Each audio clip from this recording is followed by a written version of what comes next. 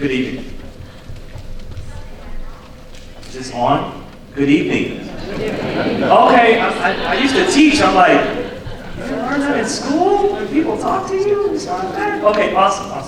As Dr. Rob said, my name is Asa Gordon, and it's really a privilege and an honor to be here tonight to talk to you about your future. I know people say that like graduation, your future sounds sort of boring, so hopefully I'm just a little less boring, but that's going to be the goal of my conversation today. But I'm going to be talking to two different audiences. I'm going to talk to the students, the high school and college graduates, and I'm also going to talk to the mentors, because we need to have the same conversation but said in different ways. But first, before I get started, I would just ask for the students if you could just take just 10 seconds to give a warm, appreciative applause to your family, your parents, and the mentors who helped you get this far.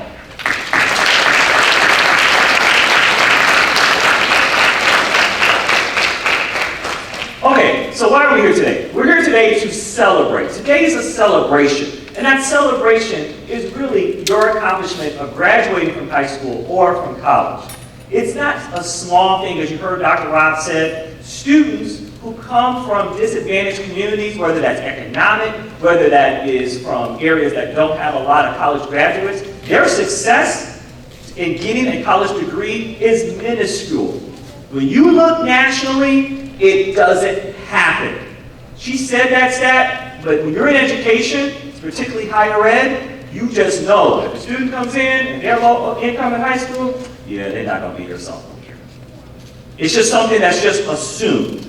So today is really a celebration of your accomplishment, and also for your high school students, because it's not just one thing to graduate from high school, but to have a desire to go on to continue your education is not a small feat. So with that being said, what I want you to do is, I want you as students to take 45 seconds. And that's why I took a little time, because I have a little timer. I want you to take 45 seconds. And I want you to take these 45 seconds. I want you to think back over the last 4 years of all of the challenges you personally had to overcome. All the things that kept you up at night, all the worries. I want you to think of what were those things that you had to overcome to get here tonight.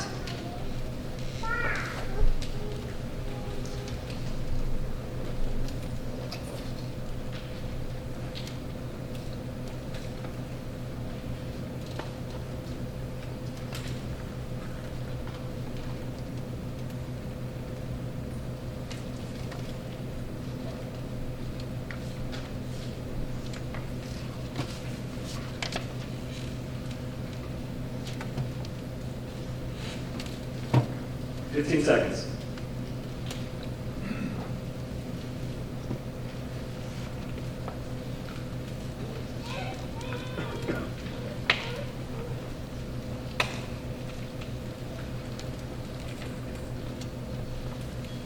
Okay, 45 seconds. Now you might think that activity was for the students, but actually that activity was for the mentors. Because you might be thinking 45 seconds is a long time. That should have been like 10 seconds. For students, how many of you probably needed more time? Because your mind started going like, oh yeah, that one, ooh, yeah, that one, ooh, that one. And then I said 15 seconds, like, wait a minute, hold on, I got some more stuff coming, right? Let's talk about some of those challenges. Let's talk about those challenges, because we need to reflect on them. I said it's a celebration, but the celebration is only joyous if you actually remember and understood what you had to overcome to get here tonight. So some of you may have thought about, one of my challenges was that I was low income. Now you may say, as a student, yeah, that was my challenge. But for the mentor, let me explain why that's a challenge for students. See, when you're low income, you don't have the experience that middle income families have. Because middle income families, every time they take a vacation, they don't just take a vacation. They take a vacation to New York to go visit NYU and maybe go up to Syracuse.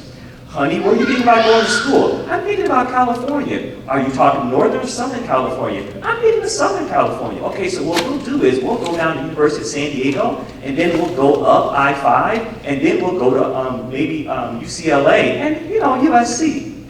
That's what students who are not low income, they do that in high school. The more advantaged kids do it in 8th grade. If you thought of low income, you didn't have that experience. Because having those experiences, it's not even assumed. It's mandatory for you to go to college. But when you don't have those experiences and you still are here today thinking about college or graduating from college, that is a significant challenge that you should be proud that you've overcome. Don't take that lightly. Don't take that lightly. The second thing you might have thought about, right? That's 45 seconds. You might have thought about, I was first generation. Like, I was the first person. We say first generation like in my family. No, I mean first generation like on my whole mom's side of the family and my dad's side of the family. Nobody has gone. If that was your experience, how does that relate? Kids who are first generation, they've never had this experience. About 10 years ago, universities came up with this problem. They discovered this problem. With low-income kids on college campuses, Thanksgiving break and winter break is a problem. And you're saying, why is that a problem? Because low-income kids have to make a decision. I only have airfare or train money to either go home for Thanksgiving or Christmas. That's what happens with kids who are first generation. Because they don't know that you should plan to save money for both. But if you are first generation and you made it here today, you should be definitely excited and happy that you've overcome that. Another example might be xenophobia. It's the fear of strangers or fear of the unknown.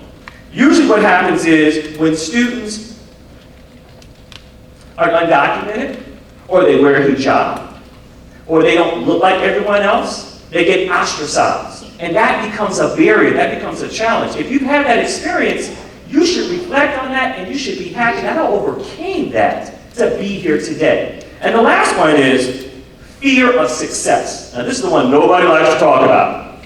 There's been many of times when you have thought about quitting and giving up, but you didn't. And you should really be thankful that you did not give up at that opportunity. But those are the challenges. You're saying, why is he starting to speak talking about challenges? Because remembering those challenges is going to help you in the next span of your life. So let's talk about tomorrow, your future. There on the macro level, come on, there are so many issues happening. Let's just start internationally. You just had the Prime Minister of the United Kingdom resign. You literally have a war going on in Eastern Europe. That's a macro level issue that's going to be happening. Also, nationally, you've just had Supreme Court cases that have overturned precedent. You've also had people going to a 4th of July celebration. People going to school facing violence, right? Those are definitely macro issues. And let's talk about a local one for you. For those college graduates, hey, all that's nice, but I need a job. I need a place to live. I need a car. But if you think about all those challenges, it can be overwhelming. But I'm here to tell you, do not despair. Do not be afraid. Why?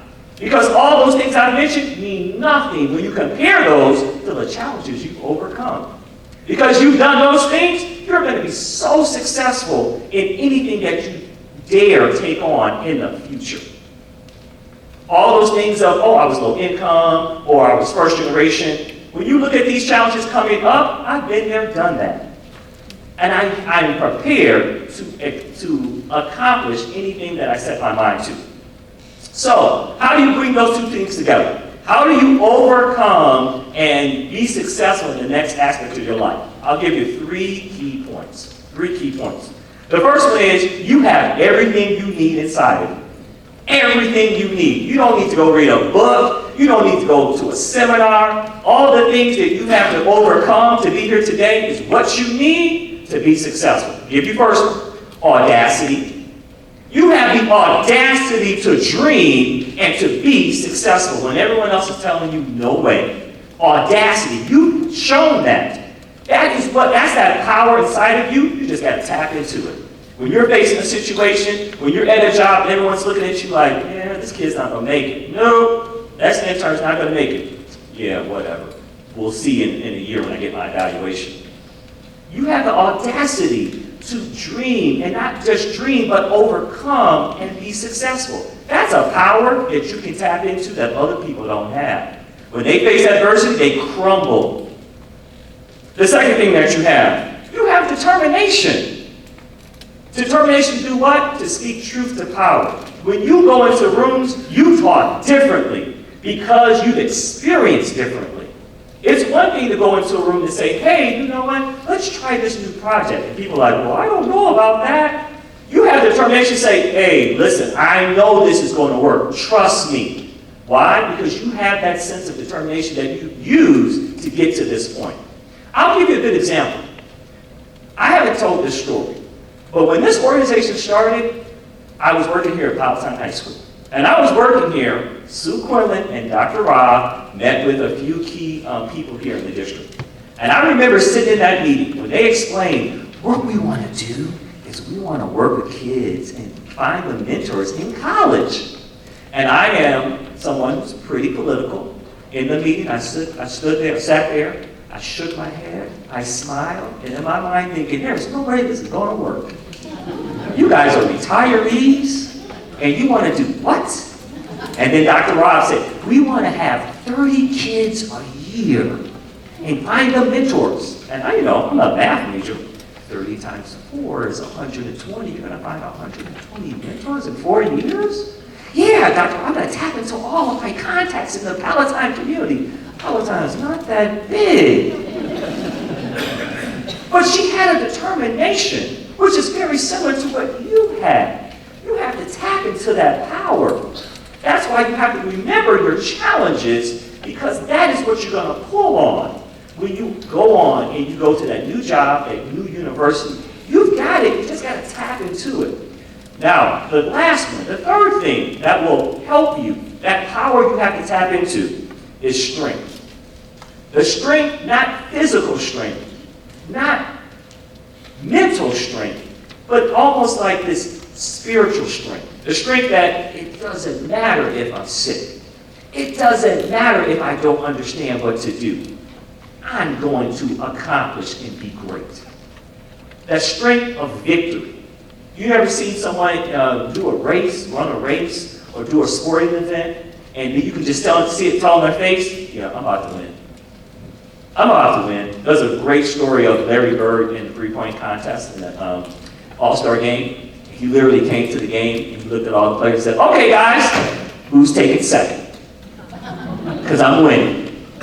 You have that strength. You have to tap into it, because that is what you're going to need. So, just review. Audacity. You got to tap into that audacity, that ability to say, I'm going to do what other people are afraid to do. Number 2, you got to have that determination that I'm going to speak truth to power. I'm going to provide opportunities for other students like me, other people like me who may get discouraged the way I was discouraged.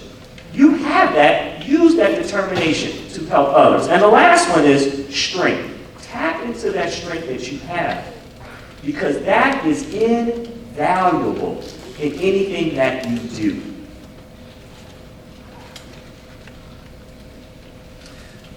I just want to say right now, I'm really, really happy to see all of your faces.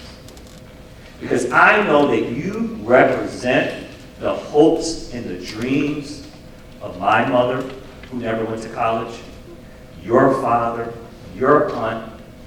My dad was a cab driver, and all of his life, my dad always complained about his knees and his hips. So those family members who really pushed and worked hard to get you here, I know that they're excited to see you celebrate. And they're going to be more excited to see you take bigger celebrations in anything that you decide to accomplish in life. With that being said, thank you and have a great evening.